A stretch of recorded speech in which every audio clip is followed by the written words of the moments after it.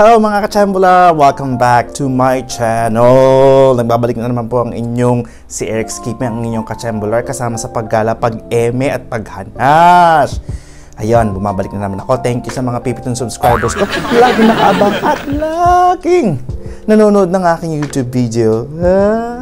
Ganun. At kung napapansin nyo mga kachambular, ng aking hair, bagong ligo lang ako. Hindi si Justin Bieber. Justin Bieber.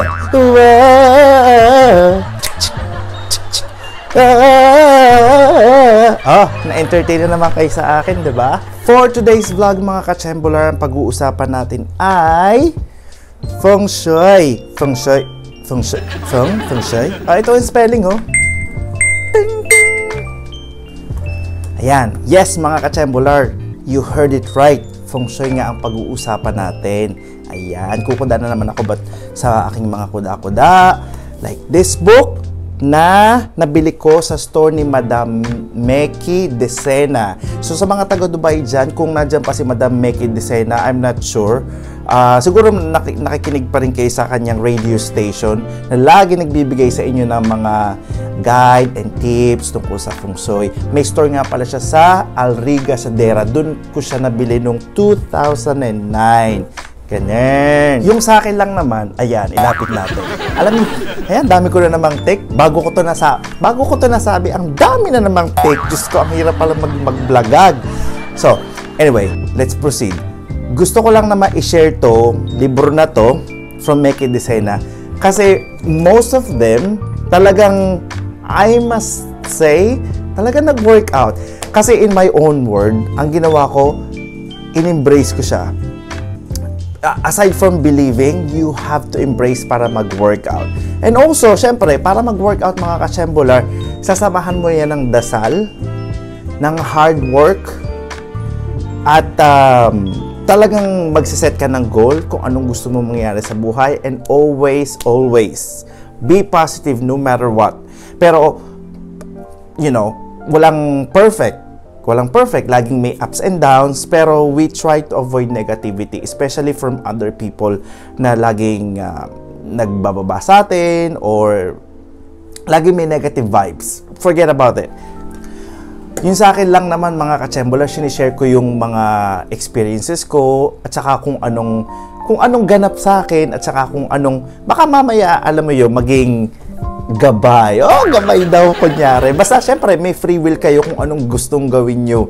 Lagi kayo may free will. Sa Feng Shui at saka sa astrological, tama ba? Basta mga astronomy emirate, lagi kayong binibigyan na kayo ng guide, parang ganun. Pero you always have the option.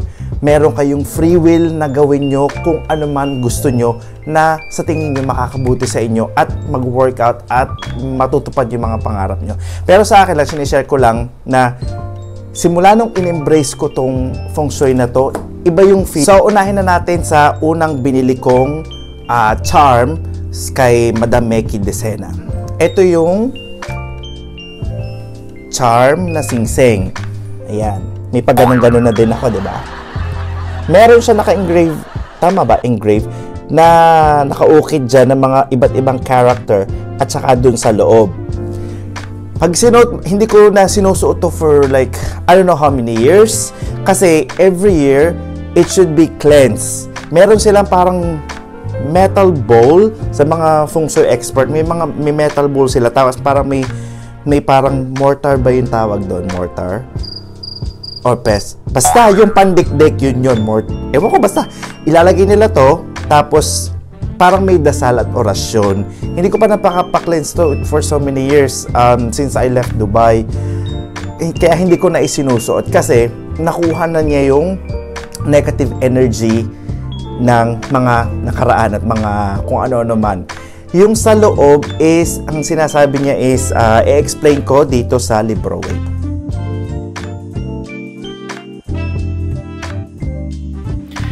So, sabi dito sa mantra ring, is a must for those who have always been unlucky all their life. It has two powerful mantras, one on the inside of the ring and another mantra on the outside. The inner mantra is a wish-fulfilling mantra, while the outer mantra has the power to purify 100,000 eons of negative karma just by seeing it. This eliminates obstacles that prevent one from reaching one's full potential. Wearing this ring on a chain around the neck or the middle finger will help make all of your prevent wishes come true. May sinabi nga sa akin si Feng Shui expert nung binili ko to at saka dinasala ng orasyon tong singsing na to, na kapag sinuot mo to, syempre dito sa middle finger, I think you have to turn clockwise. So while touching this ring, the inner, parang pagka sinuot mo na ganyan, hindi pala ganun, magwi-wish ka. If I'm not mistaken, nakalimutan ko na kasi sa sobrang tagal, yung inner character na nasa loob na naka-engrave. Tapos kapag inikot mo siya sa finger, nagwi-wish ka. Yon, kasi itong nasa labas na naka-engrave, ito yung nag-absorb ng negative energy. And then the one from inside is the one, yung kapag nagwi-wish kayo, na iti-turn yung ganyan. Habang nakasuot sa middle finger nyo, iti-turn nyo, tapos ini-imagine yung mga gusto nyo mangyari, tapos iwini-wish nyo. Alam nyo ba mga ka-chambolar, talagang ginawa ko yun. And based on my experience, talagang lahat halos ng winish ko naman is awa ng Diyos naman ay nagkatotoo.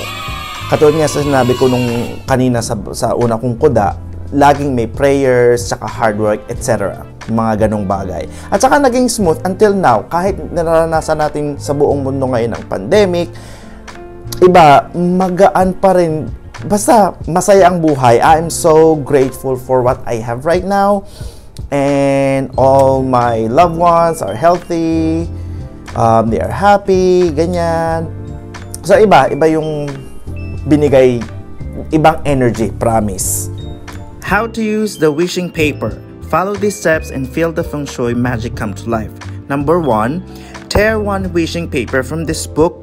Remember that there are 5 pieces included in this book, but all of this can be used by you only. Never give or share these papers, for you might either lose your luck or give away your bad luck to the person who will get this paper. Number 2, get a new red pentel pen. This is what you will need to use to write down your problems and then your wishes. Number 3, say a prayer from the heart and lift up your problems to God. Make sure that you say a sacrifice in exchange for granting your wish. Number 4, get a plate or any container where you can put the paper while it is burning. Number 5, fold the paper and twist it. Then burn it, making sure that you are saying your wishes repeatedly while it's burning. Number 6, let the ashes stand for a few minutes until it gets cold. And when it is, put it in your palm and then slowly blow it away to the cosmic. Number 7, while blowing the ashes, make sure that you say, take all my problems away and let my wishes come true. And number 8, save the other wishing paper for some other time, making sure that you use it when the need arises. When we have so many problems and thinking that we could never have any solution to the problem, try to declutter your mind by walking under the trees.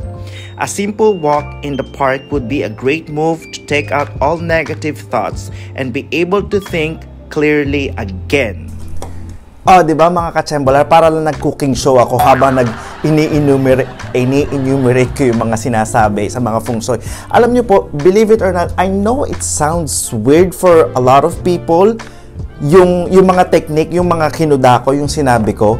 Pero alam nyo, kung iisipin nyo at i-embrace nyo talaga, iba yung feeling kapag in-embrace nyo. Kasi kapag hindi mo talaga 100% mong tinanggap sa sarili mo na naniniwala ka o in-embrace mo to, talagang hindi siya mag-work out. So far, talaga namang I must say 90% talaga namang hindi ko lang sure kung ilang percentage na yun natupad sa mga pinangarap ko at i-wish ko dito sa feng shui na to. Pero very smooth lahat ng mga ginusto ko at saka ang gaan ng feeling until now. So I'm grateful, very grateful. Let's proceed to the next feng shui tips. Hindi rin dito nasabi sa book na kapag stress kayo or something like problema kayo, you know what? Just go to the park. Tapos ang gawin nyo, i-touch nyo yung any green stuff like for example plants or yung leaves ng trees. I-touch nyo yun kasi parang tinatanggal yung negative energy. If I'm not mistaken, kasi nakikinig ako sa radio station ni Madam Meky Dicena. Nabanggit niya yun nung nakikinig ako sa radio station niya, na until now, ginagawa ko yun. Kung stress ako or something like na may iniisip ako, may problem na konti, para lang ma-relieve yung stress, ang ginagawa ko talaga, pumunta ako ng park. And then, I'll make sure na I touch something green from nature like plants or leaves ng trees. Talagang effective. Until now, ginagawa ko yun all the time. So, ang isusunod naman natin i-discuss is about the kitchen. Babasahin ko na lang, hindi ko na i-voice over para mabilisan ng ganap. So, the kitchen is one of the key in any home for generating financial growth, regardless of where your kitchen is.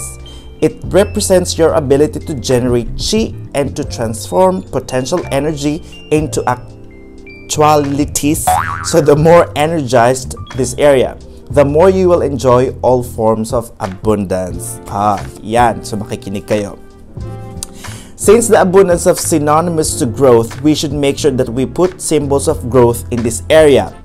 It is a must to place plants, leave ones more preferably. Yung totoong plants, hindi yung plastic-plastikan. In our kitchen, any green growing plant will vitalize your space and attract abundance. That's why sa kitchen namin, lagi meron dito sa States na dito ko lang nakita, I think dito ko lang nakita yan. Yung plants na may parang sa isang stem ba yung tawag doon, meron siyang pag daw 7 leaves or 8 or 7, I'm not sure. Ano daw yon? May swerting hatid daw yon. Pero always meron kaming plants dito sa kitchen, sa living room, and sa bedroom. Importante yan. Tsaka magandang tingnan, nakakalamig ba? Light up the kitchen. A bright light above the cooking area lifts the chi and opens up higher energy centers, making it easier for you to be creative and therefore profitable.